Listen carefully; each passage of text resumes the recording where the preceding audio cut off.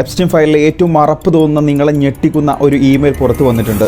ഇതിൽ പറയുന്നത് കേട്ട് കഴിഞ്ഞാൽ നിങ്ങൾക്ക് ഹോളിവുഡ് ആക്ടേഴ്സിനോട് വെറുപ്പ് തോന്നും. ഇതാണ് ആ email. All you need is a blood transfusion from the pack and you reverse ageing. ഒരു പാക്കറ്റ് ബ്ലഡ് ട്രാൻസ്ഫ്യൂഷൻ മാത്രം മതി നിങ്ങളുടെ പ്രായം കുറക്കാൻ വേണ്ടിയിട്ട്. ഇതുകൊണ്ട് എന്താണ് ഉദ്ദേശിക്കുന്നത്? തീർച്ചയായിട്ടും പറഞ്ഞുതരാം. ഇതിനെയാണ് അഡ്രിനോക്രോം എന്ന് വിളിക്കുന്നത്. ഒരാൾ അങ്ങേയറ്റം ഭയപ്പെടുന്ന സമയത്ത് ശരീരത്തിൽ ഉണ്ടാകുന്ന അഡ്രിനൽ ഓക്സിഡൈസ് ചെയ്യപ്പെടുമ്പോഴാണ് ഈ ഒരു കെമിക്കൽ ഉണ്ടാവുന്നത്. പ്രത്യേകിച്ച് പ്രായം കുറഞ്ഞ കുട്ടികളിൽ നിന്നാണ് ഇത് അവരെടുക്കുന്നത്. ഒരുപാട് ഫേമസ് ആയിട്ടുള്ള പൊളിറ്റീഷ്യൻസും ആക്ടേഴ്സും ഇതുപോലെ കുട്ടികളുടെ ബ്ലഡ് കുടിക്കുന്നുണ്ട് ഫോർ ആന്റി ഏജിങ്.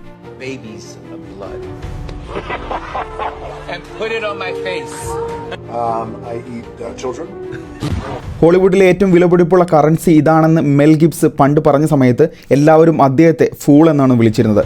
പക്ഷേ ഇത് സത്യമായിരുന്നു. നിക്കി മിനാജിൻ്റെ ഒരു പോസ്റ്റിൽ ഇത് വളരെ വ്യക്തമായിട്ട് അവർ പറയുന്നുണ്ട്.